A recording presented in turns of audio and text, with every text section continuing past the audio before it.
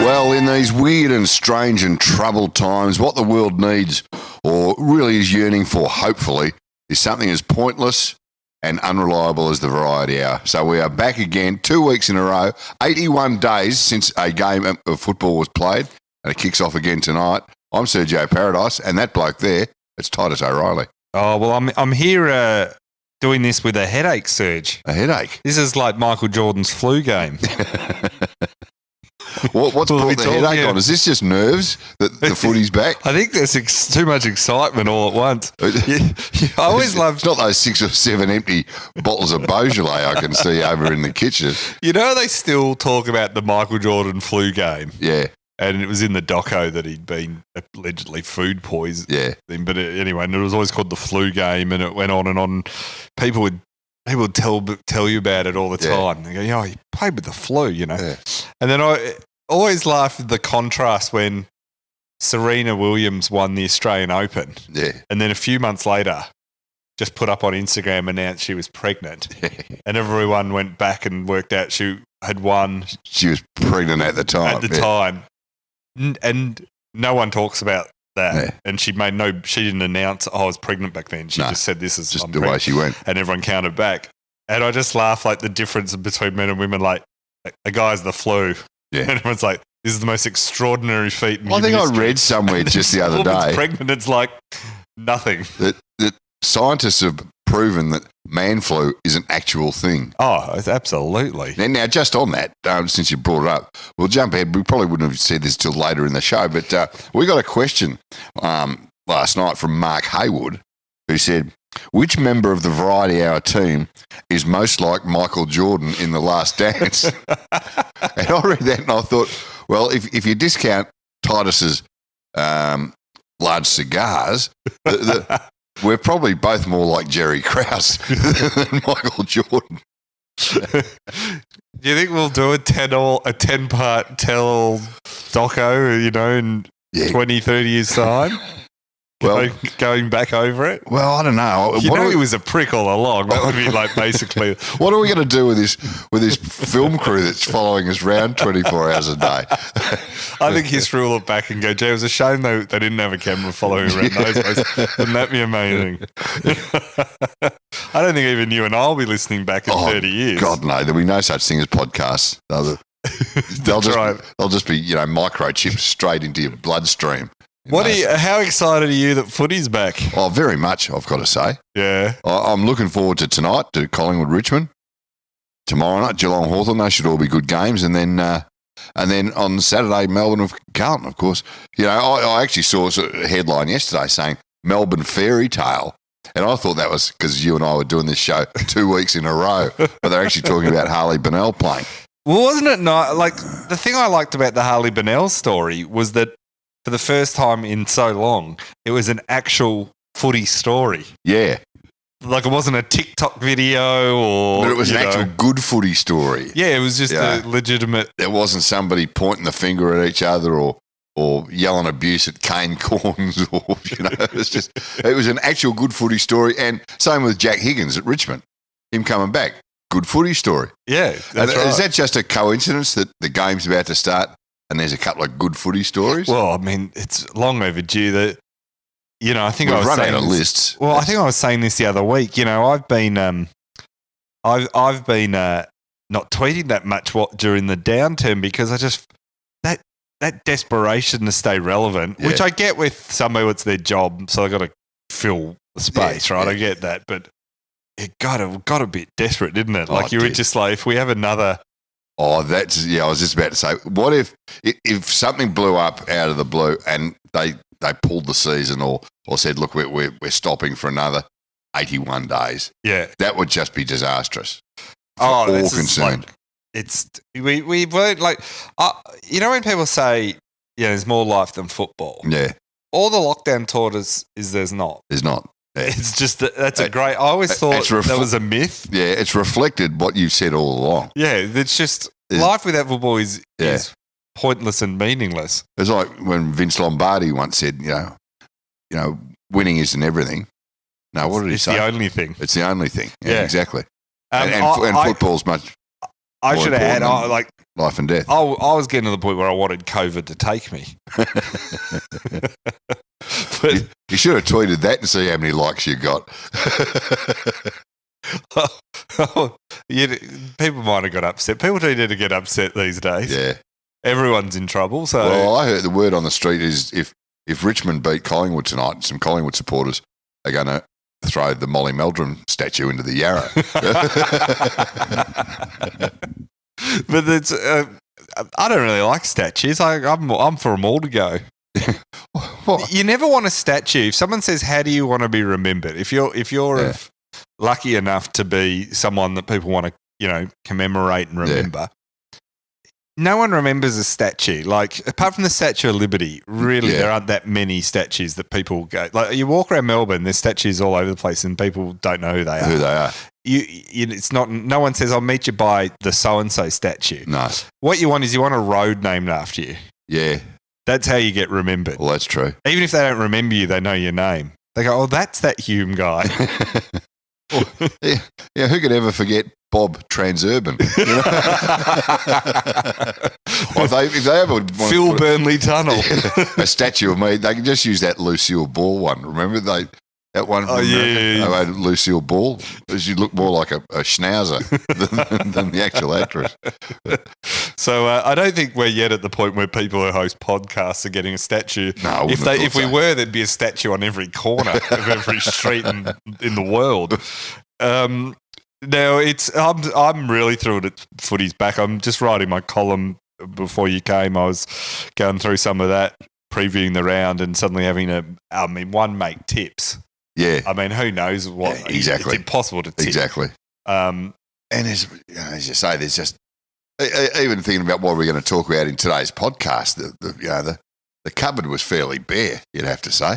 Well, I mean, it's also just the complete unknown. Like, you don't know how people are going to come back fit or all over the shop. Or anybody's going to break down. Is there going to be a spate of injuries? I mean, you don't want to see that, but it's not beyond the realms. No, is it going to be like NAB Cup where it's just the skills are all over the shop and, they're going to be a bit of ring rust, as they say. But you wouldn't hope too much. I mean, they've all been training in the downtime, and they are highly paid league footballers. So you'd reckon they'd still be able to perhaps kick on both sides of the body to some extent. Well, a lot of them couldn't before the lockdown. It's a bit like the old joke of, doctor, will I be able to play the piano after this operation? It's a bit like, I'll be able to kick on my right, hit a target on my right foot after the lockdown. You couldn't before. Exactly. It's like, when you remind me when I was a kid, every Sunday night, the whole family used to, sit around the piano Sunday nights. Would have been better if any of us could have played it. It's a Shane Bourne joke. It's even older than Bourne himself.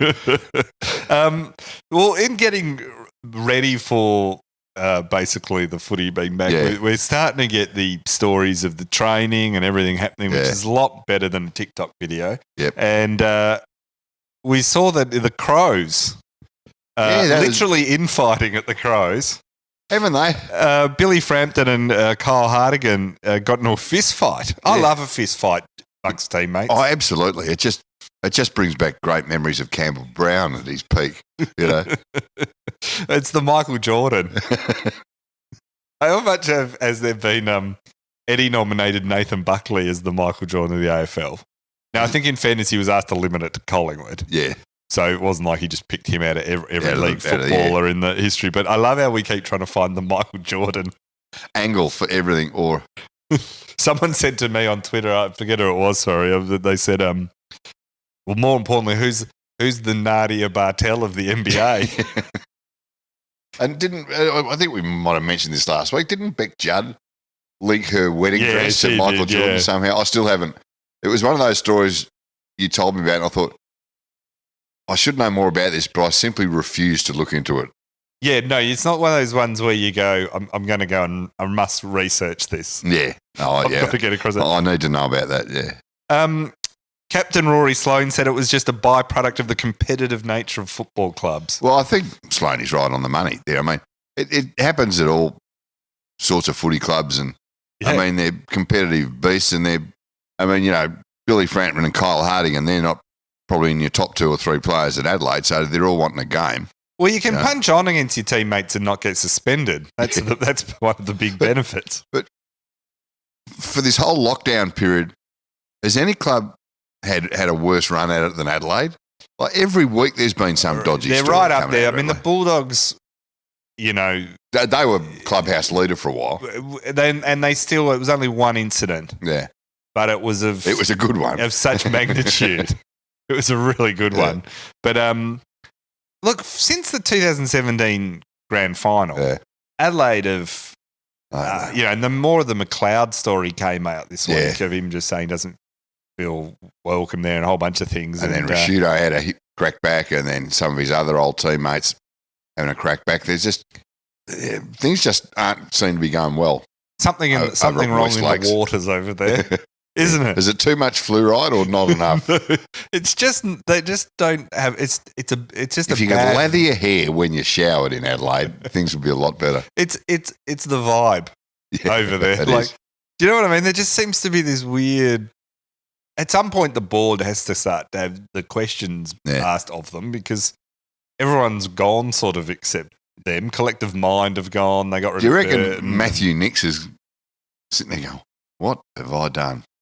Oh, yeah. What have I done?" Although you get a few wins and everything goes away in footy. It's amazing how quickly winning fixes everything. The hubs have all got going. Yeah. Freo West Coast up on the Gold Coast. They've flown up there. They're at the Royal Pines Golf Resort. Yeah. You hear the word out of the Western Australian media this week. Yeah. You'd reckon they'd been put on a freight train through Poland. They're at the Royal Pines Resort. It's a fair joint. I've been there. This is the thing. I was in a similar mindset reading some of the stuff this week when I thought, all right, someone says to you, the next 2, 3, 4 weeks, next month, we're going to send you away from your family and have you live on the Gold Coast with all your needs looked after for the next month. I reckon after lockdown, every person in Australia would take that deal. Who would say no to that? You would pay to get that deal. I can get away from my family and hang out on the Gold Coast. I mean, Justin Longmuir is not that happy with the suggestion that they, one of their training runs, they do the log ride at Dreamworld. But other than that, exactly, who would not want to go and spend a month on the Gold Coast? And then I like the players have requested NutriBullets and PlayStations. Yeah. I thought they would have been players always struck me more of like requesting the complete works of Tolstoy or something, something like that. I'll download them on the PlayStation. I'll turn them into giant Kindles. Forget your NBA 2K. It'll be or Fortnite. Yeah. I don't get the hub thing. I get I get people on being away from their families and all seriousness, probably don't love it. But I mean, at the moment when there's heaps of people came and get a job, of all the jobs you could have, being a professional sportsman is as good a job as you can have at the best of times. Yeah. And especially now, as you say, when there's plenty of people, who have lost jobs and probably will struggle to get another one. Is there too much whinging now from professional sports people? Yeah. Given the, we talked about this a bit last week, but who doesn't have pressure in their jobs or their lives? But don't have but has that pressure without the upside. Yeah. Well, Roger Federer, they just worked out he got paid $177 million just in the last 12 months. Yeah. And he's just spent $25 million on a penthouse in Dubai to stay during the winter months, where it's a bit cold to practice in the south of France. Now, there's a bloke doing it tough. Yeah, that's right. Struggle town. There'll be an SBS documentary about his trials and tribulations shortly. Yeah, no, but being made to go work on the Gold Coast in the depths of winter is not the worst outcome you could have in your life. Exactly. How many players do you reckon? We talk about this when players get drafted to Perth or something. Yeah. We always hear about the ones that are homesick. Yeah. But you never hear the ones that say, just quietly, I'm thrilled to be away from family. Yeah. I couldn't be more through. No, because no one's going to come out and do that no one's going to say, "Don't worry, Perth. I know I'm from Victoria, but I'm going to stay in Perth because my family are in Victoria." Yeah, mum and dad, they're still there in Ringwood, and the 4-hour flight is my greatest friend.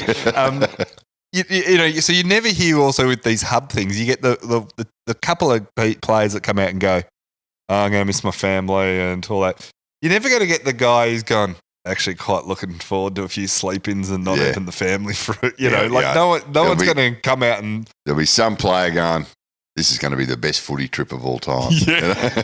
There's never... None of them... They're all probably saying to their partner, "Look, hon, I don't want to go any more than you want me to go. Yeah. God, I'm just so angry about it's this. It's my job, it puts that roof over your head, Sorry, but got to go. No one's going to be saying, "I'm thrilled to be away from you for a month."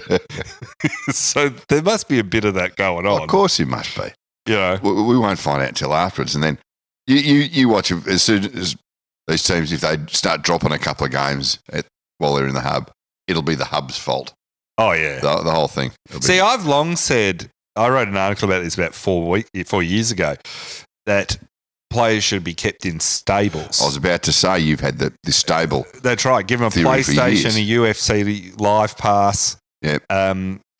They can't interact with the general public that much, so therefore they can't get in trouble. You can have a bar fridge. Keep them fit. And some food. Keep them focused. I've long said this. You have a breeding program. Like, don't make it any different to what you would with a horse. Put him out to stud. It's just it's a shame we had a global pandemic. The odd conjugal visit. Yeah, that's right. Yeah. It's a shame we had to basically go to these lengths to be forced into what is essentially an excellent idea. Yeah. Most simple thing they could have ever done. and the hub is, the first step towards the O'Reilly stable sort of, theory. Oh, that would be good too, wouldn't it? He's out of the instead of out of the Geelong Falcons football factory, he's out of the Sergio Paradise stable. Yeah. We kept him for 6 months. He was in the bourbon wing. I think that's absolutely the perfect way to do it. I mean, and that's how you get better father-son picks. Yeah, exactly. And with the AFLW now in, it's perfect. Yeah, exactly. Just turn it into the whole thing into a giant breeding program. Be like the Magic Millions. Yeah, exactly. We can auction off the offspring, again, at a hub on the Gold Coast. Yeah. Like they do every year. Perfect. And John Singleton will buy up all the good ones. Yeah, that's right. Like, excellent on both sides. Both the mum and the dad played for AFL at the highest level. No, I'm all for that. I couldn't think about that. It's going to be weird with the AFL got it.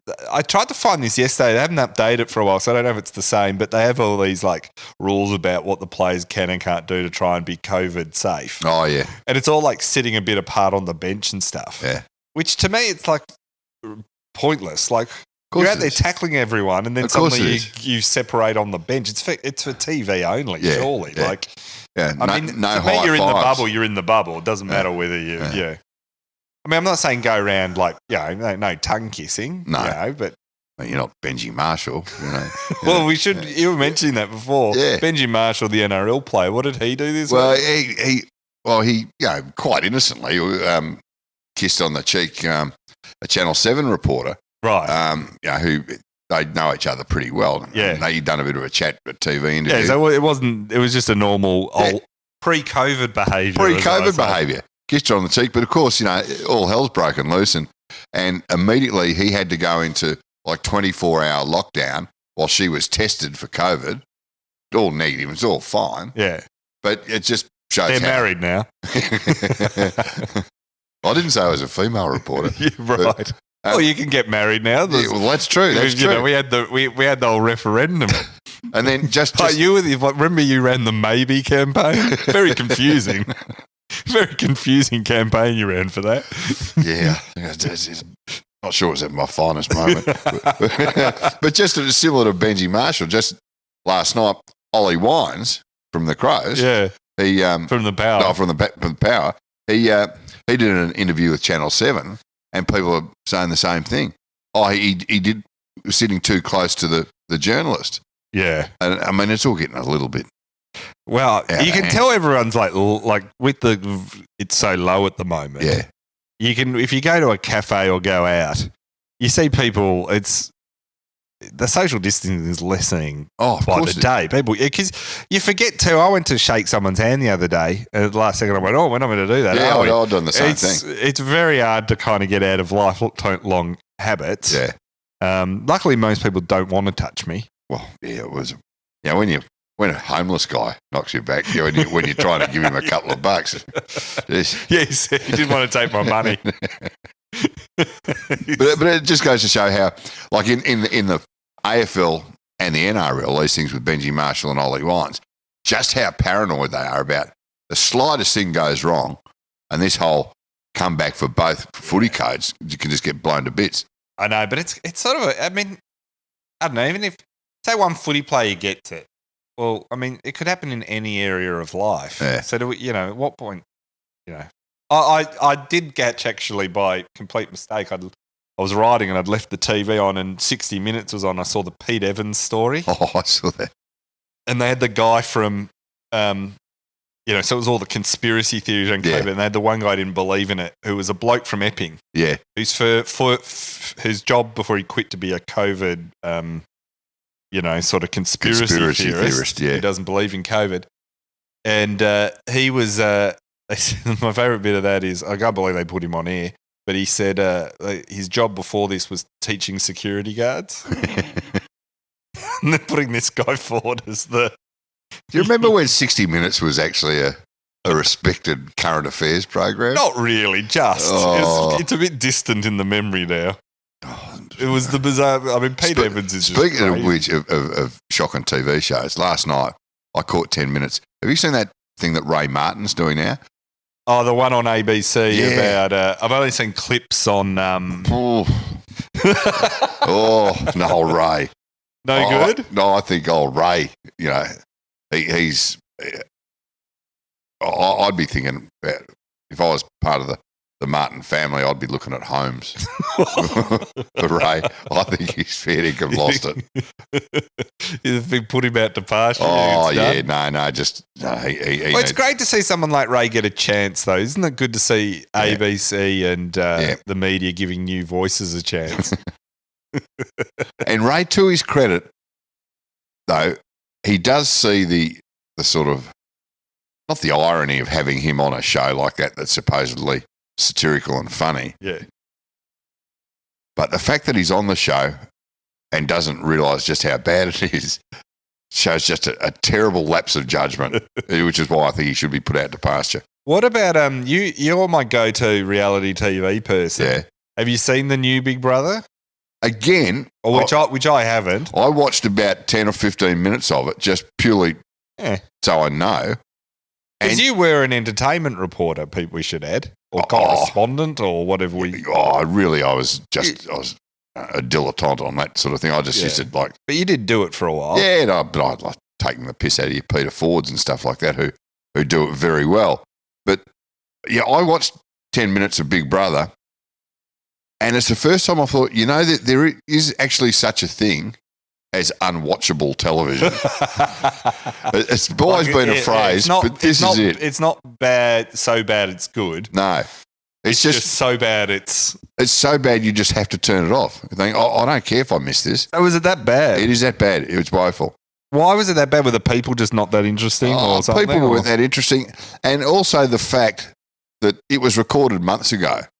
And so it's just been, it's an edited together clip show by producers and directors and what have you. Right. And the one thing that Big Brother always had going for it was that when it went to air live each night, a lot of the stuff you saw was actually live or it happened that day. Yeah, or in the last 24 hours. It had an immediacy. So it had an immediacy and you felt that it was happening in front of your eyes. Whereas it's about, as immediate as like watching MasterChef, that was. But do you also think, I reckon a bit like, after what we've all just gone through, how interested in you seeing a show about a bunch of people locked in a house? Well, exactly. I mean, it used to be here's this crazy experiment. Yeah. use that term loosely, but that was at least what it is. Like, what's it like when you lock down people and don't let them do anything? Well, we've all just done that. Yeah. Like, who's going, yeah, no, I know what happens. I've done that. I know. Having said that, it rated very well its first night. It beat The Voice just and beat MasterChef, but I think the numbers are coming off at a fairly rapid rate. Well, we should have said NRL, because we're normally a sports podcast. NRL was like rating through the roof the first week and then just dropped right off. Yeah. A lot of people were really upset with the AFL. Like, the NRL's got this huge head start advantage or whatever. I don't really get that. I don't reckon, like... I've never thought it's 2 weeks, but also I don't reckon, like, how many people do they think went, I watched 2 weeks NRL, I'm not in AFL anymore. Yeah. I've just totally gone to... It's like, it's been a stopgap for people who are NRL fans are rap. Yeah. Some people might have seen it and got into it a bit. But I don't think people who are lifelong AFL fans are going to suddenly convert overnight because of 2 weeks. And I've always thought the whole AFL versus NRL thing is completely overblown. They're two different sports, different markets, different states, but both very, very good and successful in their own right. Yeah. It doesn't have to be one or the other. It's like you throw soccer into the mix. It's like, if you like footy, you can't like soccer, or you can't like rugby league. I mean, what's wrong with enjoying all sports? I'll always watch, like, I watch AFL the most, you know, and it's my favourite sport. But, you know, and I will watch more AFL. Like, you know, I'll watch games where Melbourne aren't playing and stuff like, you know.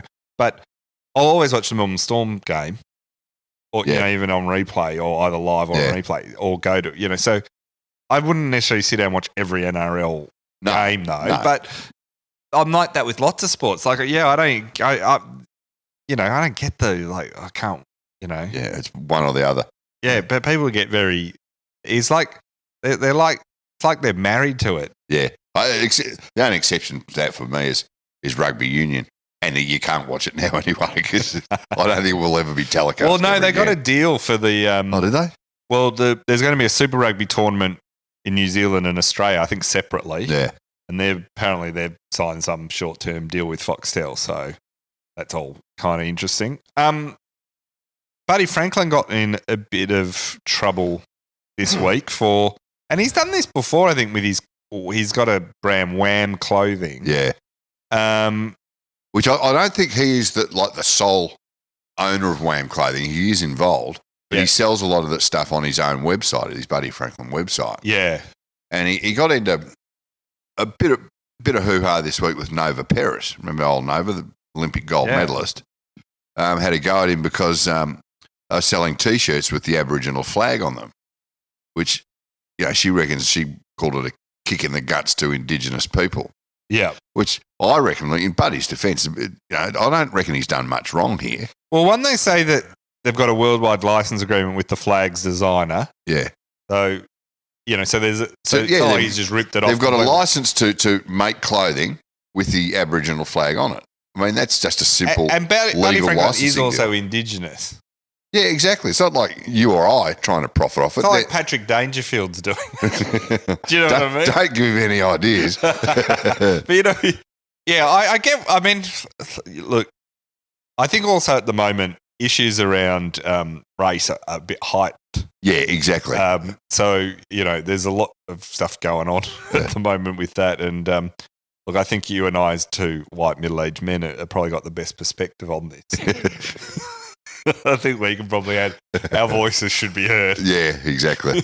It's essential for this.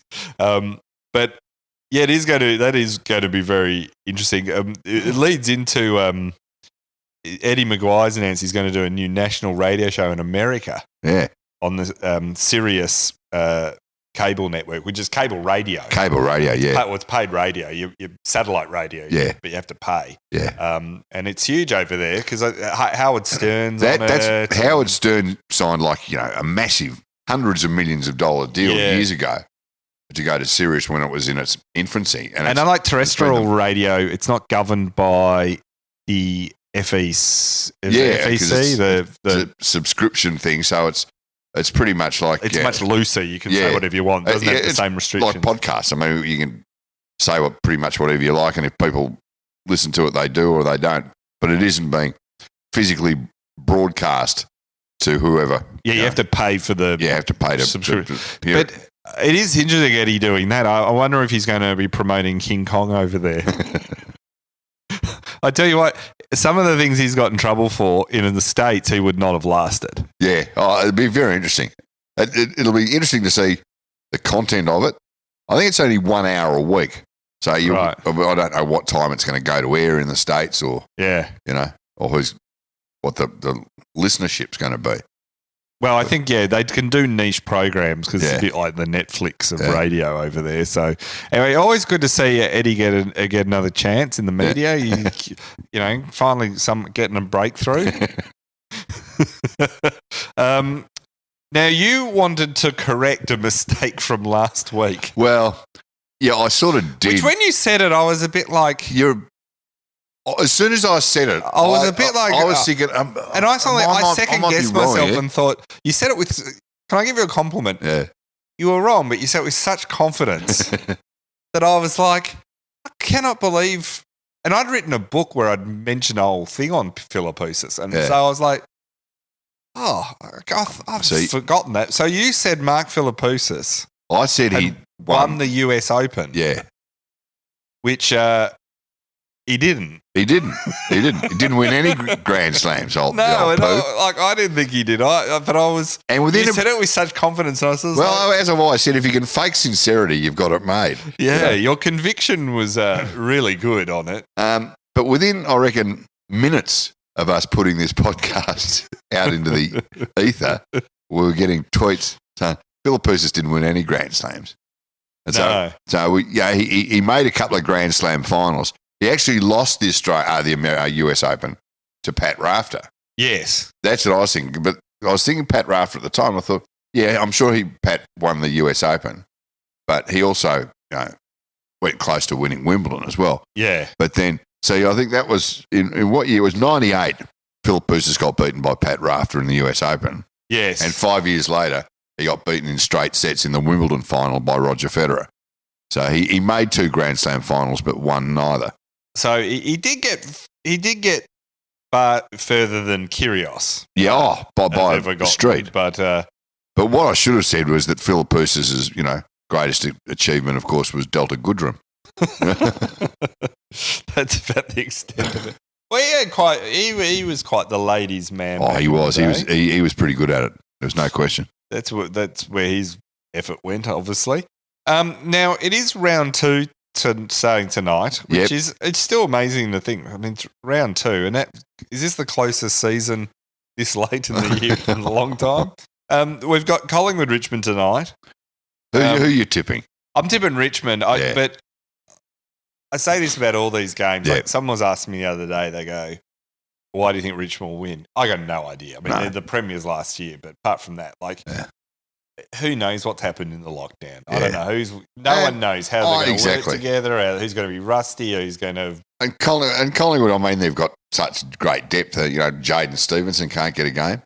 Apparently he backed himself not to get a game this week. Well, can I tell you that, excitingly, when you look at it, Collingwood are second on the ladder at the moment, Richmond 6. So, if you go off that... Yeah, it's a clash of the big guns. Yeah.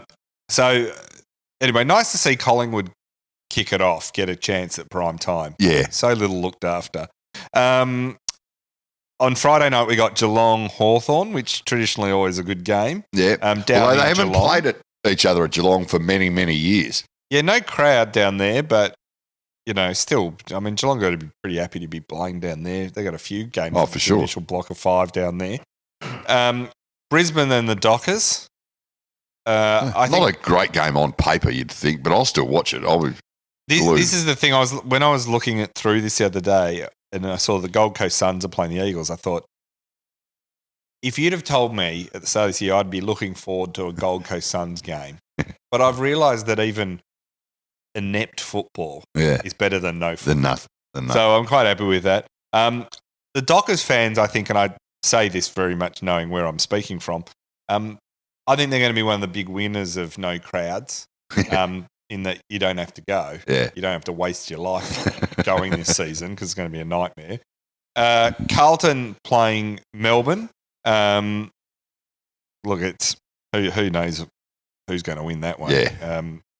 I mean, good luck to all the new players playing, and all that stuff. yeah, Luke Jackson and Trent Rivers. He's come out of nowhere for Melbourne. We're talking about. Is it hard to break into the Melbourne side? Port Adelaide are playing the Crows in the showdown. We've had all the debate about the jumper. I got to say, it was a simpler time when we had the luxury to care about jumpers. Yes. Care about what an AFL player wore. Yeah. Like most people these days at the moment, they're a bit busy. I think it's a bit of a Eddie going on about it. It's like, read the room, mate. There's other things going on. Yeah. Oh, him and Kochi have been as bad as each other at this. Oh, they are just as bad as each other. Hot and head on many a level. It's just, I still reckon there's part of me that thinks they ring up each other and plan all this. Yeah. Like, It's got a bit of the WWE on it. Yeah, mate. What can we cot together this week? What sort of? I'll give you a blast scandal. on hot breakfast. You give me a blast on sunrise. Then And we'll both get lots of clickbait headlines, and Kochi, you'll still beat Carl, and yeah, it'd be great. The Suns play the Eagles. That's one game I did feel confident tipping the Eagles to win that one. But who knows? The Giants are playing North. Once again, I mean, you expect the Giants to win that one. You'd think so. At the SCG, Sydney play the Swans. Sydney play the Swans. Sydney play Essendon. Essendon been in the news a bit with James Hird did a big tell-all interview. Yeah. I feel like we've had a lot of those tell-all interviews. Oh, yeah, I'm a bit over all tell-all interviews now, to be honest. That's what I mean. Yeah. Like, you just...